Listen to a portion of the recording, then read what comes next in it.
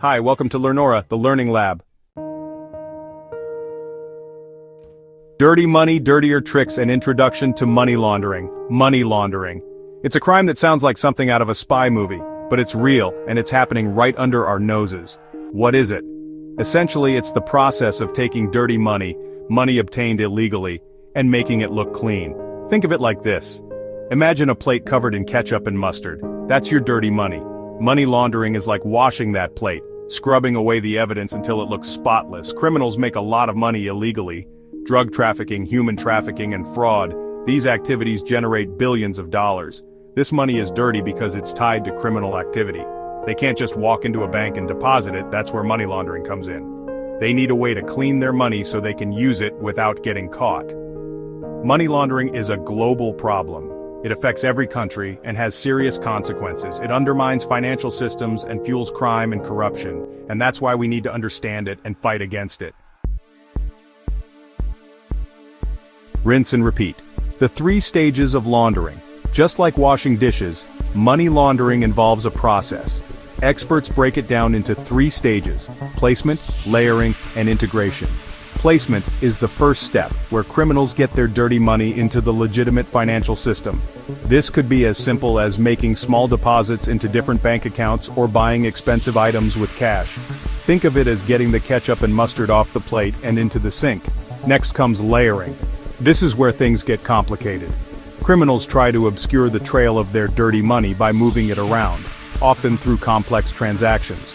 This could involve international wire transfers, shell companies, or investments in things like art or real estate.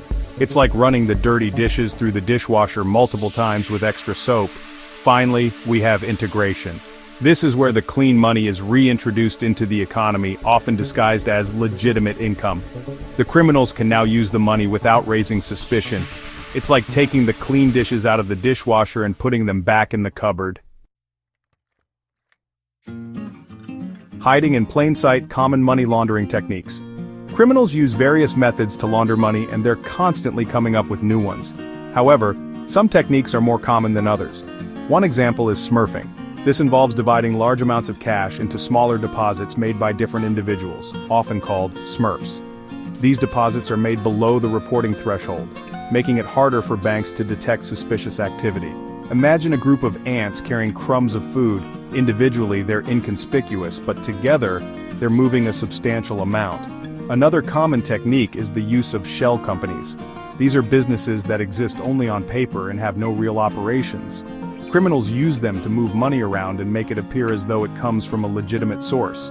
They're like empty gift boxes. They look like something's inside, but they're just a facade. Real estate is another popular avenue for money laundering. Criminals can buy properties with their dirty money, increasing the value, and then sell them, effectively cleaning their cash. It's like burying a bone in the backyard. It's hidden in plain sight, and it might even appreciate in value. Section 4. Fighting back anti-money laundering measures. Governments and financial institutions worldwide are constantly working to combat money laundering.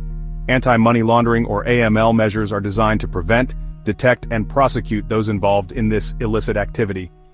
One crucial aspect of AML is Know Your Customer, or KYC practices.